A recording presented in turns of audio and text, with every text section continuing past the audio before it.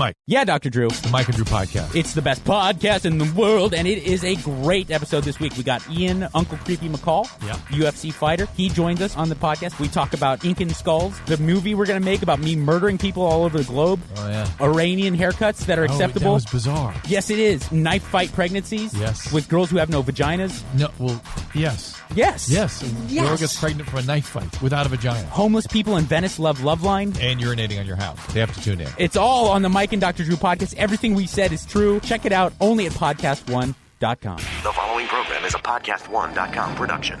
From Hollywood, California, by way of the Broken Skull Ranch, this is the Steve Austin Show. Give me a hell yeah. Hell yeah! Now, here's Steve Austin. All right, everybody, welcome to the Steve Austin Show. Yours truly sitting here in the studio. Actually, I'm in a different studio today. I'm in a different location here on the streets of Los Angeles, driving my 1995 Ford Bronco through traffic, almost late for my appointment to talk with my good buddy Jim Ross, who recently retired from 20 years with WWE. I can't believe it. It caught me off guard. I called my friend Jim up. I asked him if he'd be on the show. He said yes. I'm about to talk to him. Caught me by surprise. I was down in the dumps this morning when I woke up. I felt like I'd been eaten by a Tyrannosaurus Rex, and I'd been passed through his digestive tract and then deposited over the side of the Grand Canyon, landing with a thud at the bottom. That's how I felt this morning. But after a couple of gallons of coffee, I hauled my ass up, got my notes, got my Bronco, came down here to the studio. I'm fixing to light it up, talking with my buddy Jim Ross. But first, I got a special announcement for you that concerns the Steve Austin Show. As you guys know, I deliver a can of audio whoop-ass every single Tuesday and Thursday of every week. We're going to keep doing that. However, we're going to change things up a little bit. I've been getting tons of emails from people who would like to listen to the Steve Austin Show as a family unit. I've also got people who like all the crazy stuff that comes out of my brain because that's the way I think. So I want to make everyone happy. This show is therapeutic for me. Doing it makes me happy. The fact that you downloaded and listened to my audio whoop-ass makes me a happy person.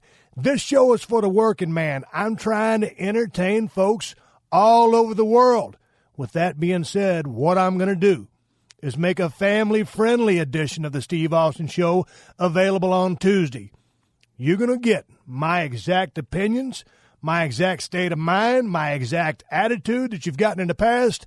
I'll simply clean up a little bit of the language. Am I selling out? No, I'm just trying to expand my audience. I would love for people to be able to listen to the Tuesday's edition of the Steve Austin Show as a family unit. I don't know how many people I've had come up to me and say, man, I remember watching you on TV with my grandfather. It was the thing that families did. I'd like to make Tuesday that show. There will be a couple of little bit of language things in there, but it'll be PG rated. Moving on to the Thursday show. For all you working men that are just like me, who like a little salt and pepper on their language, in their dialogue, this show is going to be exactly what it was. No holds barred, Steve Austin, live and uncensored. Download, of course, but uncensored, uncut, no BS, telling it exactly the way it is. All I'm trying to do is make two sets of people happy. I'm happy doing it. I appreciate you people listening to this show. I know right now, because I do this show for the working man, there's a man driving down the road in a pickup truck. He's got a chainsaw in the back of that truck. He's fixing to go out and work 12 to 15 hours because he's got mouths to feed at the house. I got a man packing his bags because he's going to get in his big rig and deliver motor freight on the other side of the United States. That's right, the working man. There's another man driving around in a black and white patrol car fighting crime and keeping our streets safe. That's right. I've also got men and women in the United States Armed Forces going through training and maneuvers to protect this great country of ours. I got my working man Ted Fowler down there putting his carpenter tools in the back of his truck and going to build another house. Nothing's changed. This show is for the working man. Changing up the format. Tuesday family friendly. Thursday no holds barred. Steve Austin Show unleashed.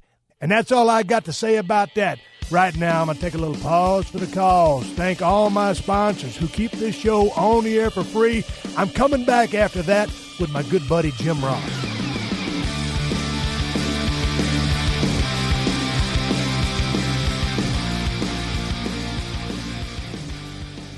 You've been listening to me flap my gums about all this stuff from Honda.com for the last few months. My Alpha Brain, my Shroom Tech Sport, my T+. But I got to turn you on to some Alpha Brain. It's like WD-40 for your brain. It makes you think faster. It makes you be smarter. You got to dig a Shroom Tech Sport, too. Man, it just kind of keeps you focused, kind of gives you a little bit of drive to push through the workout. I swear by it. I dig it. Alpha Brain and Shroom Tech Sport are my two favorite things from Honda.com. Now, they got all kinds of stuff, such as the T+, too. Basically, T+ is just a safe, natural testosterone. But you got to try this T+. You don't want to get slopped up, drink 12 beers, and then go drink some T+ so you can get a hard on. But if you go into the gym, a little testosterone is going to help you put on muscle easier, feel a little bit better about yourself. If you're in the gym hitting the iron, it'll help you put on a little mass. Go down to .com/Steve, get your Alpha Brain, get your Shroom Tech Sport, get your T+. Put some T+ in your cart. They got all kinds of stuff over there. Shop around. The Steve Austin Show. The Steve Austin Show.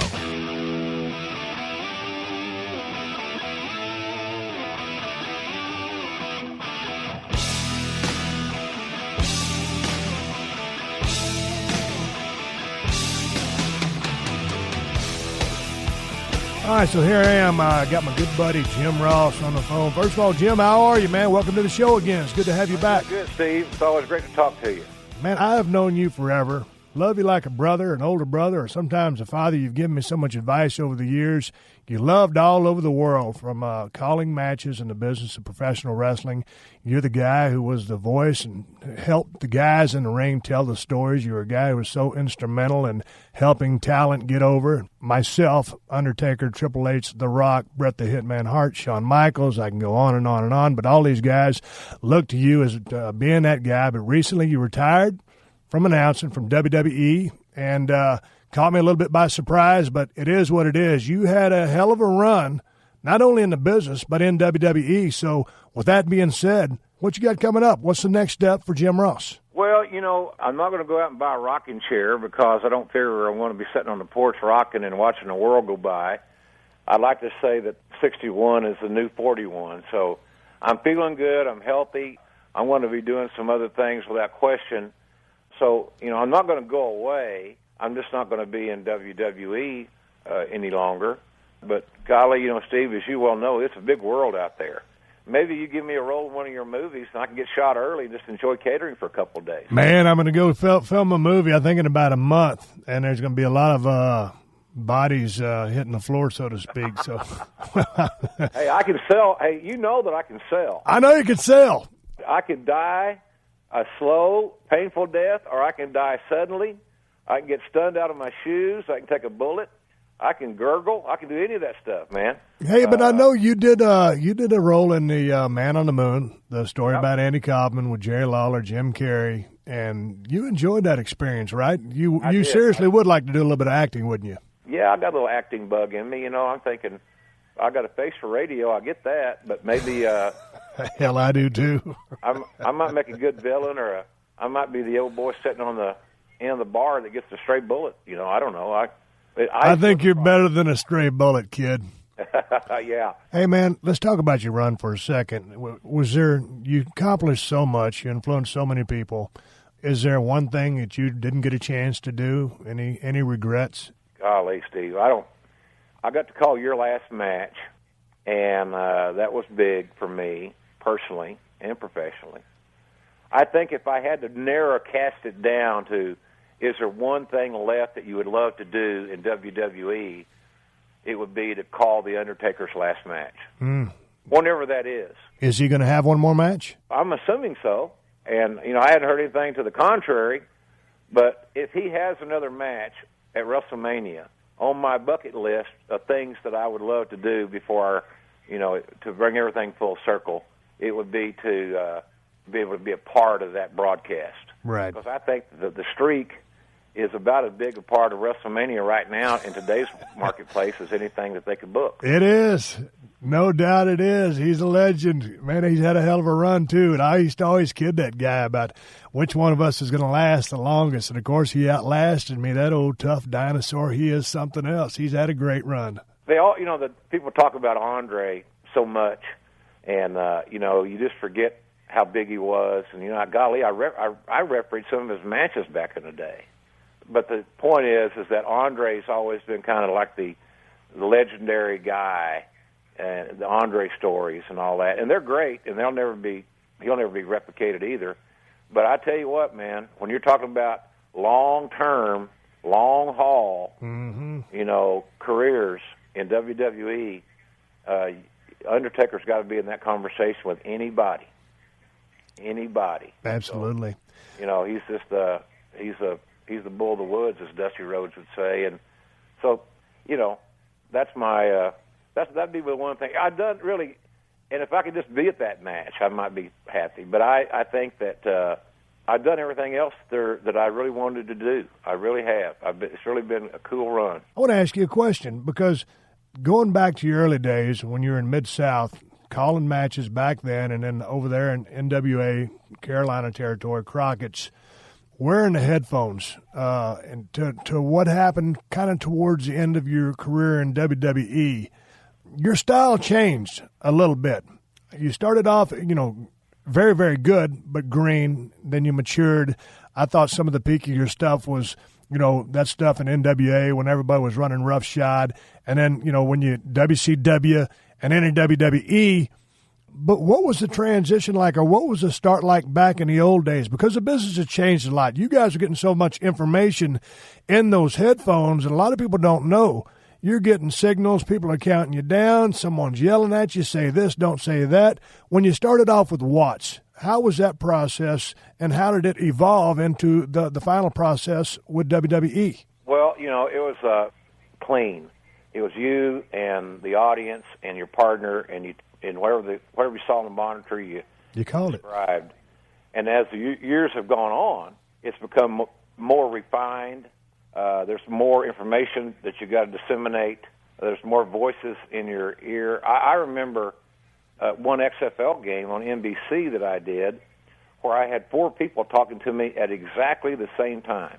And they didn't know the way the truck was wired that the other was talking to me. But that was just an illustration of back. That was back in 2001 or something. It's gotten a lot busier. There's the third screen experience. There's Twitter. There's touts. There's promotional considerations.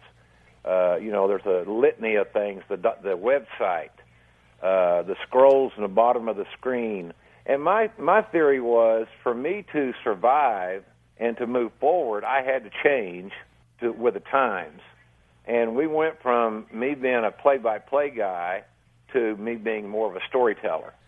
Like all other sports or other presentations that are live, like WWE is, or like ESPN, football, or NFL, the announcers have to do a lot more work to get through a broadcast and have to be better prepared and have to be, quite frankly, they got to be more talented. Yeah, more talented in shoveling out information. But for me, there's a little bit of a disconnect. There's so much information going on. And I'm old school, probably like you, and you went through the process. You did it. But, man, when I was watching wrestling, I want to watch those cats wrestle, and then I want to hear you breaking down the action. That's all I want to hear and see. I don't want to know. I don't want to see a ticker tape. I don't want to know about the application.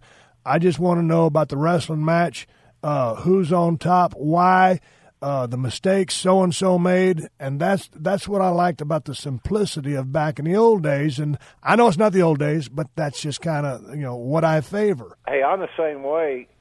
That's like, I've read your tweets, and I know we talked about it. It's like the football coverage now, they'll cover the celebration as much as they will the touchdown. Yeah. And it's annoying to me. Very. I don't care. A guy's celebrating because he did his job. Getting paid a lot of money more often than not to do your job. Man, I tell you what, it's almost why. Don't get me wrong. I love my football, college and pro, but I almost prefer college now just because the game is a little bit more pure. There's a little bit more sportsmanship involved. All that dancing and lollygagging around and that celebration. And to me, that doesn't speak to team. It's one guy wanting to draw attention to himself, and it really, really chaps my ass. But nonetheless, hey, man. It's like a wrestling match where you're working with somebody and you don't want to sell nothing. Yeah. Because it's about you. So I want to no-sell everything he does. I want him to oversell everything I do. And it ends up being a lousy presentation. Can you get that phone for me? I think I'm expecting a call. Yeah, somebody's calling. For some reason, my phone has been ringing a lot this week. I don't know. You're a free agent. You're in demand. People are trying to call you. People trying to get Jumpin' Jim Ross. Yeah, well. Get a piece of him. He's hot, folks. He's hot property. And he's available. Well, they can send me Saturday morning in front of 85,000 people walking the sideline at the Oklahoma Sooner game. That's the biggest priority I got. Hey, speaking of the Sooners, let's talk about a good buddy of yours, Kevin Sumlin, coach of Texas A&M. I know he used to coach there at Oklahoma. I got a chance to meet him. We all went out to dinner in Houston before WrestleMania 17.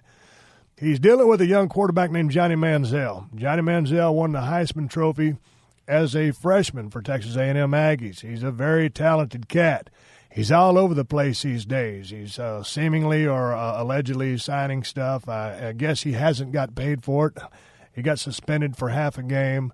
What's the story with this cat? Give me the 411. You're old school. You love the college program. You're real tight with Coach Stoops and all those cats. How's Kevin Sumlin dealing with this guy? Well, Kevin is, as you said, a great friend of mine, and we've bent our elbow more than once on a cold beer. But, Johnny Manziel wasn't the most recruited player in Texas, and they weren't even sure he was going to play quarterback. They gave him a chance to play quarterback before they moved into DB. They thought he'd be a defensive back or a wide receiver. But, he lit it up, and Kevin put him in an offense that fit Johnny Manziel to a T.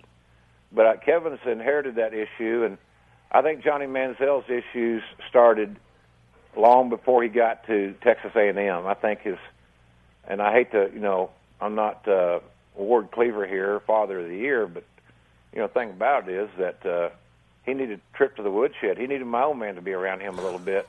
Mine too. Growing up, because some of that stuff wouldn't have happened. It might have happened once, but it damn sure wouldn't have happened twice. And the kid's just immature, and he's been given everything that he's wanted materialistically. And, he's got to reel her back in and take some of that focus off himself and not put himself in a position to where it's all about him and not about those other dudes out there, those other 22 players or 21 players that start. It's a handful. And Kevin, I think, has done a lot better job than he's given credit for, considering the firestorm that Johnny Manziel had after he won the Heisman Trophy. Man, Oklahoma Sooners, can they go undefeated this year? I'd like to say yes. We have to get our quarterback situation solidified. The redshirt freshman kid, Trevor Knight from San Antonio, got the start at the beginning of the year, which kind of surprised a lot of folks. The Belldozer, we thought Blake Bell would be the starting quarterback. A lot of people did. It's a difference in comparing Big Ben Roethlisberger to Russell Wilson. That's what we have here. We're running that offense where there's a little bit of option, a lot more running game. And Trevor Knight was Russell Wilson elusive. I'm not going to say it was RG3, but because RG3 is in a different stratosphere. But he had a lot of speed, ran a 4.5. The strongest freshman we ever signed. He was a quarterback, so he's strong as an ox. But he got his knee hurt. He's going to be out for a couple of weeks. So now they're back to the Belldozer. And that's where the Big Ben reference comes in. Blake Bell, 6'6", weighs 255, and big arm, cannon. So the offense now is going to change its personality yet again. We got a lot of work to do, and then Oklahoma goes up to Notre Dame, and I'm going to be at that game. Yeah, you're going to have to get some payback on that. As a football guy, to be able to go to a game at Notre Dame, to me, is special because it's just got so much history and heritage. And I'm big into history and heritage and things like that, tradition. So I'm looking forward to going up there to that game. You said history and heritage. Let's talk history and heritage. Pro wrestling. You've been around for a long time. Let's talk about heels and heat. Hottest heel you ever saw in your life? Oh, golly, that's a good one because, I mean, back in the 70s, there were legitimate riots because people were so angry at the wrestling villains that they left their chairs, they left their families, they pulled out their pocket knives, and they were going to do damage. They were serious about, I'll go to jail, but I can't stand this atrocity. Well, that's because pro wrestling was real back then. It's sports entertainment. Name me some heels with some heat. Well, I can tell you that back in, I remember Dick Murdoch had a lot of heat. Yeah. Killer Carl Cox had a lot of heat. And to go into more modern times, or since quasi-modern times, when the Freebirds congregated at two different occasions, when they blinded the Junkyard Dog, and Watts made a huge story out of this deal.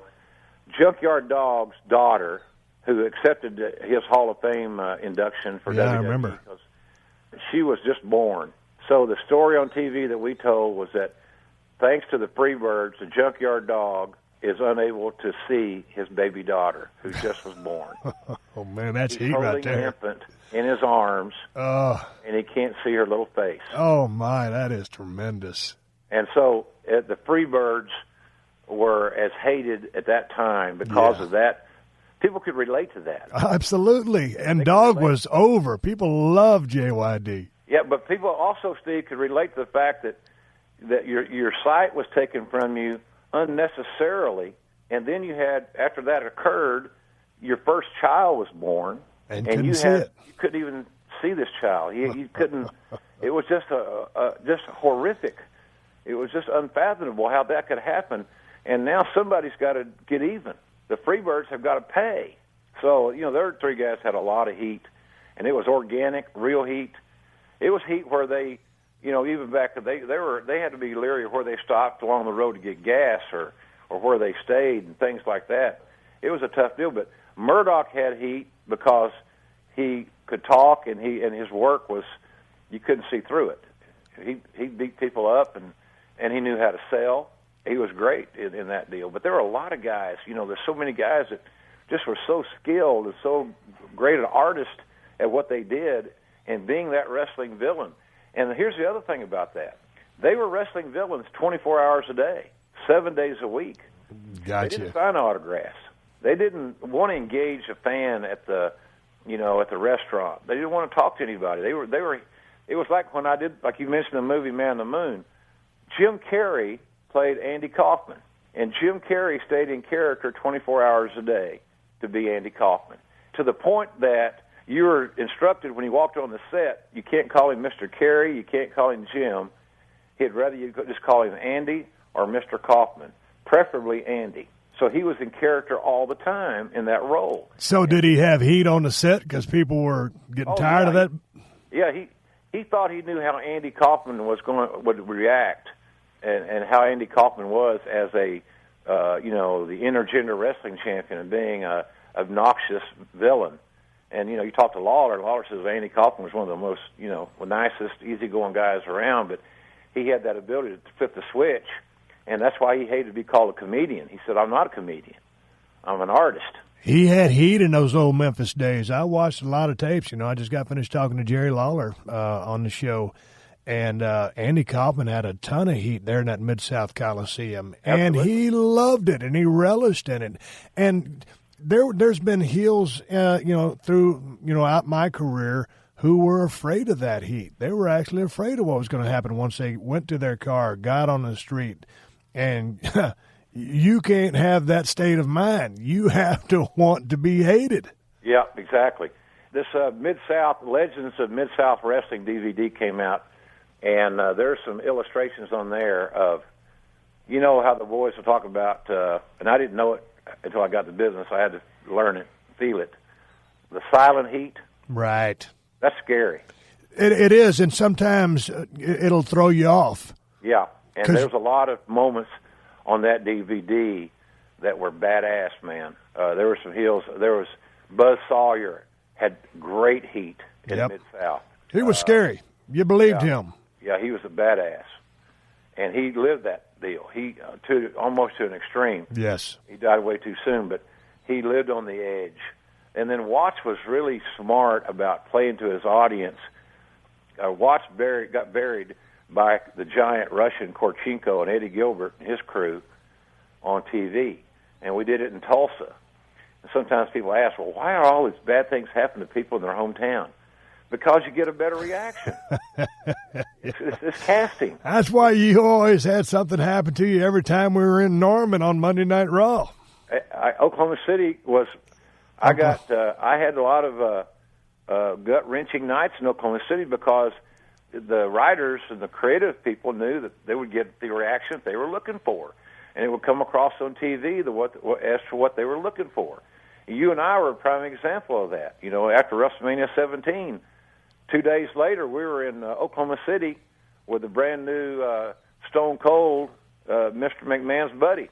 And, I got the high hell beat out of me in front of my home fans because they wanted to go on TV that Stone Cold's getting booed and Stone Cold's turning his back on us and blah, blah, blah. And he beat the hell out of poor old JR. God almighty, he just beat him to death. Government mule beat him. Just whipped his ass. That's what we're trying to do. Yeah, but you know what? I was trying to get some heat, but turning heel was... That was my idea, is what I wanted to do, and obviously it wasn't the right thing to do. It wasn't time. People didn't want to hate me. Like, to your point, you've said in past conversations, I'd kind of achieved that John Wayne status. People don't want to hate John Wayne. And so, man, we were trying to do anything we could to get some heat, and I remember beating the hell out of you that night and had to ice my knuckles down afterwards. Yeah. I remember. It was a bad idea, but we damn sure tried to make it work. But we didn't know. Hey, look, at the time, we didn't know it was a bad idea. I know. But when I look back, see, because I watched all this stuff, I watched match after match and listened to you call a bunch of stuff before we, are talking today. And like you said, when you listen to a lot of your stuff, you're thinking, why did I say this, or I should have said that, and you're hypercritical. I go back and watch some of my stuff, and I did the same exact thing. And on that WrestleMania turn, like I've said in past interviews, if I could have just gone back, I would have shook Vince's hand and said, watch the stunner. And I would have changed plans right there, had I been able to, really see ahead to what was to come. And I didn't, but turning heel just wasn't the thing to do, and that's just the way it was. Who's, in the territory days, what's the craziest damn thing you ever saw inside the squared circle? I think the craziest thing I ever saw that I didn't believe until was Danny Hodge making a bear run in a battle royal. Come on. Yeah, Danny Hodge. They had a battle royal with a bear. So the bear was in a battle royal, and it came down to the bear and Danny Hodge and Bill Watts. And somehow or another, they'd worked it out to where Watts was going to win the battle royal and then get jumped by somebody. And this is okay with the bear? Well, the bear man had a gimmick. He was going to get the bear to leave the ring. I think the bear had an affinity for Pepsi-Cola or something, or something he smelled, so the bear was going to leave. But the bear was going to eliminate Hodge. Well, Hodge didn't want the bear to eliminate him. He was going to do it, but he's just going to have some fun first. So Hodge goes behind the bear, reaches around the bear's anus, and pulls out a handful of short hair around the bear's butt. Let me cut you off real quickly. To my listeners who don't know who Danny Hodge is, he was a rangy fella.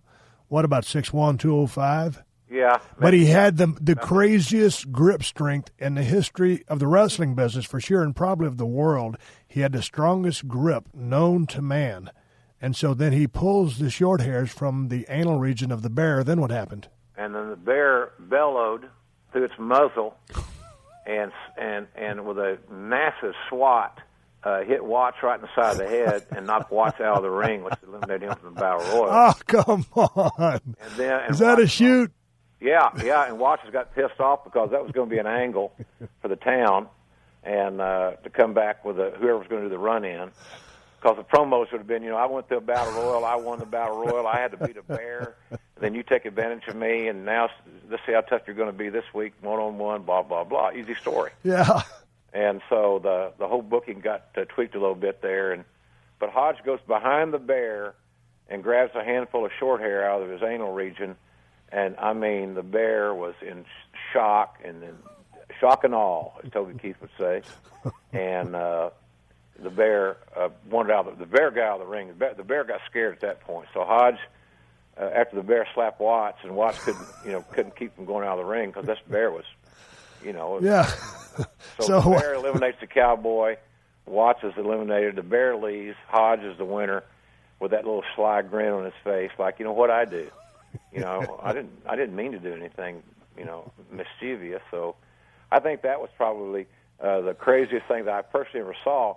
There's a story about somebody, and you may have heard this story, where it might have been in Memphis, but somewhere down south, they had an invisible wrestler.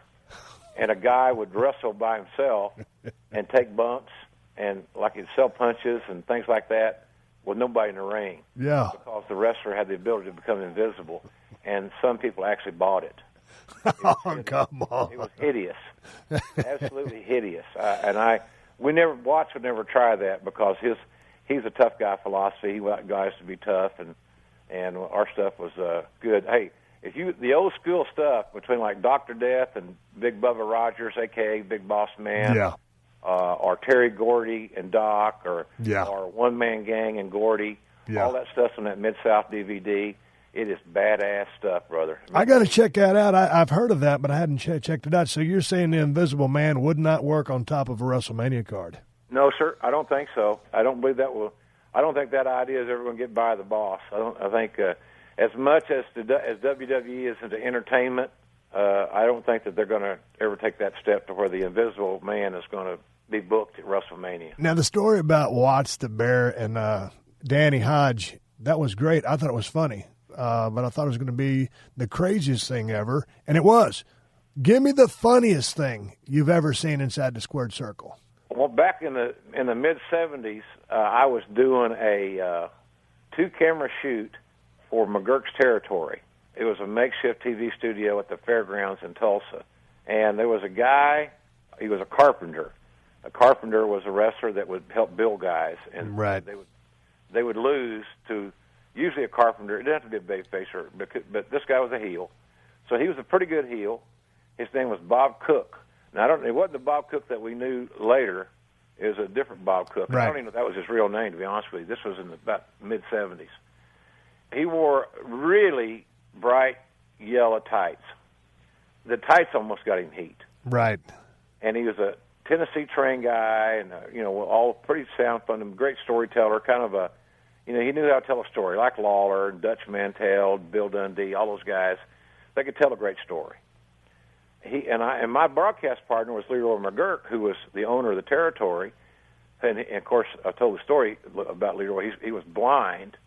So my first color broadcast partner, commentary partner, was a blind man, which kind of affected my style in the early going of being descriptive and so forth. Well, Bob Cook takes a big backdrop and takes a great big old dump in his yellow tights. And there ain't no there's no way of editing. We're live to tape. Yeah. we got a little old room, maybe 100 people in there. And of course it just smelled like exactly what it was. Right, smell bad. It smelled bad, buddy. Yeah. And Leroy now is blind. Well, the thing about a blind person is they have keen senses of smell. Yes. So Leroy now is on TV trying to figure out what that smell is. But stop. How could Leroy call a match if he can't see? He listened to me. I'd say, well, Bob Cook's 6'3", 265, a really rough guy, Leroy. He's got a bad attitude. Yeah, we've heard a lot of things about this guy. He was he didn't come here with a good reputation, but we know that he's tough. But, Bob, he'd fill in the blanks. I got you. That sounds good. Okay, so anyway, a big dump has been taken in the yellow trunks. Yeah, and so now the people are starting to murmur, and they're starting to laugh. Murmur. Murmur. It's like the talk amongst yourselves on Blazing Saddles. I dig it. They're murmuring, and so Leroy, I'm trying to keep a straight face, and I'm seeing this guy as taking a great big crap in his britches and his tights, and so I'm trying to be the straight man here and not laugh. People are laughing. Some are getting sick. Some are gagging. What was his reaction? In there, he'd have thrown up in a bucket. So now the smell permeates over to Leroy, and now Leroy is totally confused. His sense of smell has overtaken his memory that he's on television. And so then Leroy's commentary, obviously, we had to do, the first time I ever went in the studio and did a voiceover, was voicing over that match by myself, because we didn't have it on camera. So I said, well, Leroy's stepped away for a few minutes. He'll be rejoining us later. And I had to go in the studio, never forget it, down at Channel 2 in Tulsa, and revoice that match because Leroy said, for God's sakes, it smells like in here. And we're on TV, Leroy. Come on. So I think that was probably the funniest thing I ever saw, because watching the audience was absolutely hysterical, because they're pointing at this guy. And the thing about it is that the longer, instead of them going home and finishing the match, they thought they had to get their time in. Yeah, of course. And so the blot and the brown blot in his yellow tights became bigger and bigger. It ended up looking like a tasty cake. Yeah, it was huge. And then, of course, when the match was over and Leroy found out what actually happened, he was furious and. Furious. I mean, it's not like the guy could help himself. How did old Bob Cook maintain his workmanship and composure in the ring? He got into a overhand wrist lock and was on his back a lot, and he was selling. Or he got put in a headlock, and he's on his back a lot. He got horizontal quick and on his back even quicker, because he didn't want to expose that backside of his situation. So, but it was hilarious. The audience was laughing, and here's what Leroy couldn't figure out. Bob Cook is stomping the hell out of the babyface and beating him up, and I'm calling it with a sense of urgency. And the audience is laughing. So that was a huge disconnect for the blind man. Yeah. The heat is there. Why are they laughing at my hero getting beat up? It was, and I was on the air. We're live to tape. I couldn't stop and say, I couldn't push we didn't have headsets. We weren't hooked to the truck. It was just us and a stick mic. Right. So I didn't have any communication to go to talk to the truck. I didn't have a talk-back button. So we're just out there on an island to ourselves, and we got through it, and, we moved on. But it was that created a guy taking a dump in yellow tights was the first time that I ever had to go do a voiceover to redo a match, because even if it sucked, even if I sucked, even the match was horrible, you let it lay. It aired. Give me another crazy moment that happened in the ring, that whether it was funny, crazy, heat, just another extraordinary moment in the ring. We were in Wichita Falls, Texas one time at the 4-H Club Center. We played there every Thursday. And I remember refereeing there, and we had, that was a $40 club. That was my max, $40. That's why you always had guys ride with you, so they paid transfer and help you out on your expenses. Because I knew I was going to make $40, and that was going to be it. So we have a main event one night. Danny Hodge, two-time Olympian, never lost in college, 3 national championships, Golden Gloves boxing champion, only man to ever do that, first wrestler on the cover of Sports Illustrated, blah, blah, blah, breaks flyers with his hands, apples, whatever. There's a guy that's a big Air Force guy. He was like a sergeant-type guy at the Air Force base there in Wichita Falls, sitting on the front row. And Hodge getting ready to wrestle a guy named Bob Sweetan, Bruiser Bob Sweetan. Yeah. Main event, 2 out of 3 falls, and I was your referee.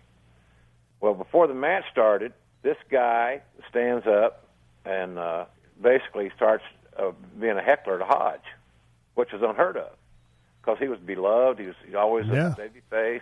And little did this guy know that he's talking to an animal. So the guy said, "You're fake and you're old, and this Sweetan's going to beat your ass tonight, blah, blah, blah." Long story short, Hodge invites him into the ring. Oh, no. So all Hodge was going to do was shake hands with the guy. Now, when he shook your hand, if he wanted to break it, he could do that. Yeah. With a handshake. He shook hands with the guy, and the guy was a left-handed fella. Hodge was right-handed handshake. He shook hands.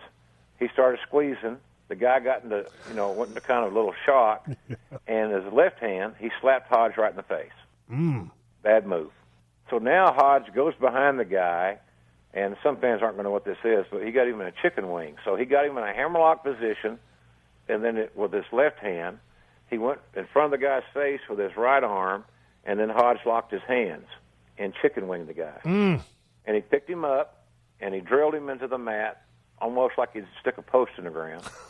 And the guy, old nasty-ass canvas, and the guy's ear got all mangled and started bleeding. But what was even worse was the Hodge kept him in that deal, in that hole for a few seconds, and the guy was passing out. But I noticed that he was wearing khaki pants, and he had just urinated all over himself. And so that was how the business was done back in those days. And now there'd be a lawsuit. It'd make, TMZ would be talking about it. The guy get a lawyer, he'd sue. But Hodge ripped the guy's arm. His shoulder was destroyed. Probably rotator cuff, I'm guessing. Just tore it all to hell.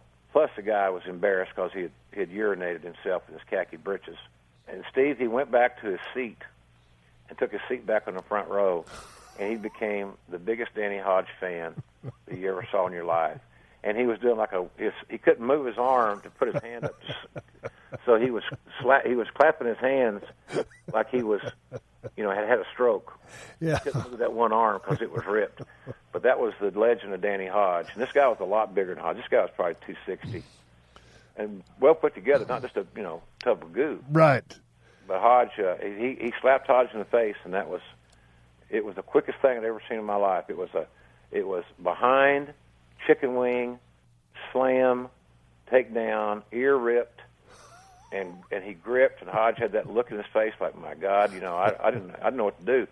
I had never been involved in that situation before, and I kept tapping on his shoulder, and like, hey, it's over, he'd give up or whatever. Finally, Danny come to his grips, and he let go of the guy, and here we are. So we rolled him out of the ring, and he goes back to his seat, and the cops came, and Hodge said, let him sit there. Well, that kind of speaks to the guy. Seems like a pretty tough little cat to get his shoulder ripped up, his ear mangled, go one-on-one with Danny Hodge. Danny Hodge had the vice grip on his other hand. Yep. And then he just goes, sits down, and tries to clap with one hand. So, a normal person probably would have, either took an ambulance ride or went home at least. Oh, yeah. A normal person would have gone to the hospital. He was a hell of a wrestling fan. Yeah, he was. He became a big Danny Hodge fan, and he was a hell of a wrestling fan. He's one of those kind of guys, Steve, those old rednecks that we know where they wear a short-sleeve shirt and then they turn the cuff up sleeve up about two cuffs. You know what I mean? Yeah, try to show that bicep a little bit. Yeah, show their guns a little. Mm-hmm. Yeah, I came back to haunt him. Back in the day, that first time when I've talked about this on the show several times with different people, but I never got your 411 on it. Where were you when Dr. D. David Schultz slapped John Stossel when he came back here and was trying to kind of expose the business? And what were your thoughts on this? Because back then the business was protected. It was real. Yeah. I was working for Cowboy. I was working for Bill Watts. What was your thoughts? I liked it because that's how I was raised. Right. That's how I was indoctrinated. That's why the baby faces in any town always stayed in one hotel, and the heels stayed in another, and there was no same hotel. No mingling, no break kayfabe. Clubs, same way. Restaurants, same way. If you went into a truck stop or a restaurant to eat and you saw your opponent or somebody from a heel and you're a babyface, you turn around and left. First guy there got to eat there. So that always happened. Same story I told you about Bill. If you're in his territory and you lost a fight to a civilian, you were fired. So Bill cheered what David Schultz did. Right. Because David Schultz was built out of that same cloth and that same mold where if you were a heel and a guy comes up to you in a convenience store, you're buying your six-pack of beer for the drive to the next town, and the guy said, well, that was a great show tonight. Really enjoyed that show you guys put on. That was fighting words. Provocation. That was like, show. You mean show you a show? Right. How about this? Bam, bam, whatever. It was bullyism at its best, but they were always in character. So I thought because how I was raised and the exposure that got, that was probably going to be good for business. So I didn't have any issues with it. I sure as hell wouldn't want to have been John Stossel. No. But I was so brainwashed and so old school stuff embedded in me at that time, especially for the guy that I worked for, who was multi-old school. Right. He was the kind of guy, Steve, that would, after the TV tapings in Shreveport, if you wanted to try out to be a wrestler, he would clear the arena and everybody would be gone, and he'd keep a handful of guys back, and then he said, I'll work out with you after the show's over. And I remember one time we had a kid in there that was a big African-American kid, big, good-looking kid. Oh, I thought, boy, this guy might be something. So Bill said, I'm going to work out with you myself. You can't beat me. You can't beat any of my guys because I'm old. I'm retired. He said, but before you do, I want you to make sure that you're loosened up and you got to, you're warm. So you're going to work out with Doc, Steve Williams. And that was like sending somebody to the electric chair. There's no what return happened? from that. But I want you to be sure. I want to be fair to you, so you're loose, so I don't take advantage of you. So Doc goes in there and just wears them out, up and down, waist lock, throwing down, and cross face to our face, and just forearms, and just ripping and tearing, and he loved it. He loved it. Yeah. He was really Dr. Death at that point. Yeah. And then Bill would say, "Okay, Doc, that's enough. All right, kid, you ready for the old man now?" So Bill would go in there and just put the boots to him. And then the guy would, with his tail between his legs, would. I remember Grizzly Smith, Jake Roberts' father. He was the road agent, and he was there watching. We were all there at TV. It's after TV. This guy acted like he passed out. He didn't want no more, and so they said, "Should we call a doctor?" So I remember Grizz and Bill standing over this guy, and they're saying, or Bill said to Grizz, first thing they're going to do is they're going to undress him, and they're going to put a catheter in his penis. And this guy's eyes is like they were silver dollars. They opened up big, like he had heard the magic word. And he got up and he was healed. It was like he had a Pentecostal evangelist lay hands on him. He was healed immediately, and he was apologetic for wanting to be in the business. And I'll always be a big fan, and I know I'm not cut out for it. But when he heard the catheter in the penis line, he came conscious, and so it was. But that was the era. That was the David Schultz thing. Same basic deal. There's tapes out there on YouTube of where Eddie Graham would take guys like Bob Roop and Hiro Matsuda and Jack Briscoe, and they'd try out guys in Tampa, and it was like going into like the scene in the basement of that pawn shop in Pulp Fiction. Yeah. It was graphic, is my point. Graphic violence. Right. Not graphic sex, but graphic violence. Yeah. So that was the era, man. When I had my last match at WrestleMania 19 against The Rock, and you were there, and did a hellacious job calling that match. A lot of emotions involved. No one really knew I was riding off in the sunset other than a couple of us. But when Rock beat me, 1, 2, 3, right in the middle of the ring, I knew that was it for me. And it felt like a big weight was lifted off my shoulders. Man, I was running too hard, and it was time to get out. And so I was going to retire, and it took me 3 years to get that out of my system. But at the time, it felt like a tremendous weight was lifted off my shoulders. When you retired, did you feel the relief that I did, just of maybe that you were free, so to speak? Yeah, absolutely. I can't look back starting in 1993 and having a 20-year run in a high-profile, a pressure cooker-like environment and not say it wasn't a great run. But I always had varied interests. And, a lot of people, they're aware of JR, good old JR, black hat, sitting in ringside, broadcast, didn't play-by-play. But, I had other interests. I had interest in acquiring talent, in mentoring talent, negotiating contracts, writing. I've always done blogs, and the Twitter thing now is a big deal. I help write your book. And I wrote a couple of, that and another, the cookbooks are, 2 New York Times bestsellers. You going to write a book now, autobiography? I'm thinking those offers are starting to mount up. And, that's a no-brainer. Yeah, I got to do it. I'd love to be able to get in the booth and call a football game somewhere before it's all said and done. Now you're talking about the college level for Oklahoma? That would be cool because I live here. It's like talking to one of the boys. There's very little trance involved. So, and I'm a big fan of UFC. Don't know what I could do to help them, but I'd be interested in having a conversation with Dana White anytime he wanted to have one.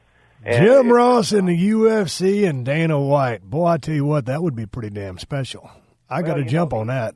I think he's a hell of a guy, and he's a lot like Vince. He's a go-getter. Absolutely. I've met him a couple times. He hooked me up with some tickets. Straight up cat, tells you exactly what's on his mind. I like the way he does business. All the fighters that I've talked to say he's a man's man and sticks by his word. So that would definitely be an interesting endeavor for you. I'd like to see what come out of that. Absolutely. Well, you can follow Jim Ross at JR's Barbecue on Twitter. He is available for booking. I want to book you right now myself. You and me have been talking. I've owned the Broken Skull Ranch for going on 8 years now. I've been inviting you down ever since I bought it. I've been to your place several times in Norman. You and Jan have always taken great care of me. But I'm inviting you down this year for deer season. You don't have to shoot anything. Sit in a deer stand with me or by yourself, whatever. Yeah. But I know that you don't have to be at a Monday Night Raw. So I'm inviting you right here on the Steve Austin Show to please come down this season. I'm in. I know I'm not going to – here's the deal. I know I'm not going to drive. That's right. I did the 700-mile round trip when I went hog hunting with Shawn Michaels, and I had a blast. But I realized that 700 miles is just – that's a long haul. And I'm too old and I'm too spoiled. Even in an Escalade, I thought I was roughing it. You know, I still drive that distance back and forth. It's 1,500 miles from Los Angeles to Tilden. I know. I just love driving, but I'll always put 1,000 miles in that first day. And it's an ass whipper, man. And, it's a lot of work to drive. And, hey, the show goes out to the working man. There's a guy in an 18-wheeler driving across the United States of America, and we're entertaining him. But it's work. But flying to San Antonio, I'll come down in my supercharged black Suburban, pick you up. We'll go down to the ranch, hang out, and I'll drop you back off. We got to stop at that Mexican place there and eat. We got to eat Mexican food. I got a good place, and we will do it up. All right, buddy. You're in. I'm all for it. I even have a Texas hunting license. Oh, yeah. Hey, real quickly, how was the extravaganza with Shawn Michaels? He's kicking ass on McMillan River Adventures outdoor show with him and Keith Mark. I love the show, and that guy is happy as a clam. I'm so happy for Shawn Michaels because, and I know, guys that get out of this business sometimes have a hard time getting down the road to the next gig. You know what I'm saying? Yeah. And Shawn has fell in love with hunting for about 5 or 6 years ago and has been tremendously successful. They're a highly rated show on the Outdoor Channel, so I'm just so proud of that guy and so happy that he's so at peace with his life. He is the most fun guy, him and Keith, to hunt with and to be around that I could ever imagine. I had the best time. I shot around with a crossbow with a scope just to see how it would work. And then my second shot ever, we killed close to a 400-pound feral hog. And so I got a pretty good track record now, Steve. And, I shoot a gun and I shoot a crossbow left-handed because my dad was a left-handed dude, and he taught me how to shoot a gun. I shoot a pistol with my right hand. I shoot a rifle with my left hand. I'm a dangerous human being. I may be the world's most dangerous hunter. I'm not sure. I don't want that to get out there now, but I might be when all's said and done. But I would love to come down to your place and, as they say, harvest a buck or not. We would have a hell of a time. Jim Ross, freshly retired from WWE. He might write an autobiography. He's going to be on the road. He's talking about taking his one-man show on the road. He's got a lot of things coming at him. The greatest announcer in the history of the business, in my opinion. Obviously, I want you to come back on the show. This just happened. I wanted to have you on so we could sit there and chat and not get specific, and we didn't. We both love the WWE. We both love the business. Absolutely. Hey, I had for a wrestling fan, to waddle his ass into the business like I did and to work 39 years in it was a true blessing. I mean, wrestlers don't have 39-year careers. I got into a role that I could sit there for all those years and do my thing, and I wouldn't change a darn thing. It's been great. And, man, I tell you what, I know I'm going to talk to you in a couple of days, but for all my fans around the world listening to the Steve Austin Show, man, it was a pleasure for me to watch you call matches all from Mid-South into NWA, WCW, WWE, and, of course, during the heyday of my run in WWF, and, a guy who recruited me to WCW, recruited me to WWF, and then it turned to E, and to be the guy that knew how to heap praise on the character that was Stone Cold. And I owe a big part of my success to the way you laid it down for me and have always been there for me as a friend and my neck surgeon and all that. So anyway, glad you got a weight off your chest. One of my closest friends. Thank you for coming on the show. Okay, buddy. Anytime. Everything's good. it's all good in Oklahoma, and I'll just say one thing, Boomer Sooner. Boomer Sooner, Steve Austin. I'm going to come back and wrap up this extravaganza. Talking with my buddy Jim Ross. We're going to bring it on down home in a minute.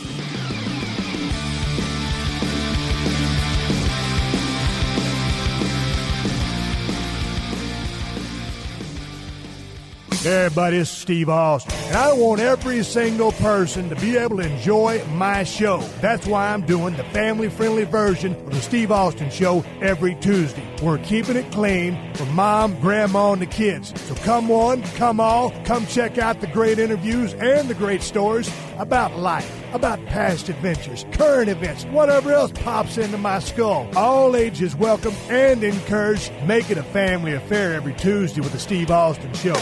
But on Thursdays, all bets are off because it's uncut, it's uncensored, it's the Steve Austin Show unleashed. Nothing's off limits, nothing's sacred. Pick your poison at PodcastOne.com and iTunes. The Steve Austin Show. The Steve Austin Show.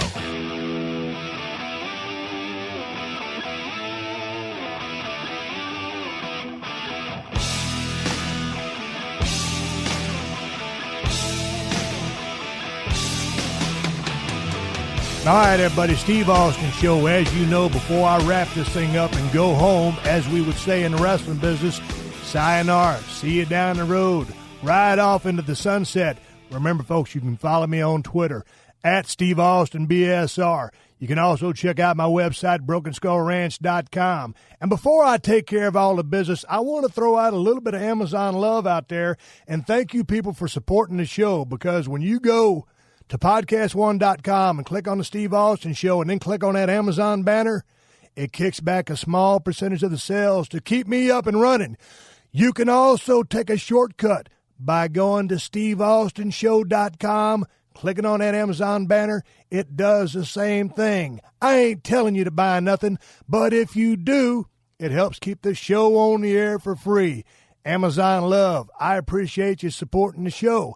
I enjoyed talking to my buddy Jim Ross. Great stories as always. Bob Cook in the yellow trunks, messing his pants. I've been there and I did it. I didn't do it to the degree that he did, and I wasn't wearing yellow trunks.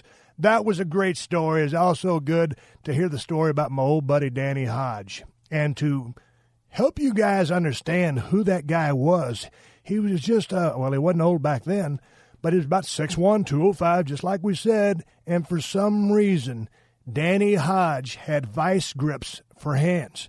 Everybody in the history of the business knows that Danny Hodge has the strongest hands attached to any human being that has ever walked the face of the earth.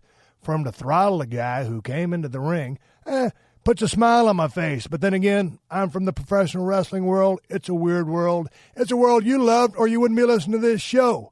I got all kinds of good stuff coming up for you, folks. I'm going to change a few things around in the show, just like I said. Tuesday show family-friendly. Thursdays on the edge, unleashed. But I'm also going to be incorporating some new ideas I have to further guarantee that every time you download the SAS, you have just downloaded a big-ass can of audio whoop-ass. That's all I got to say about that. I'm Steve Austin, and I'll catch your ass down the road.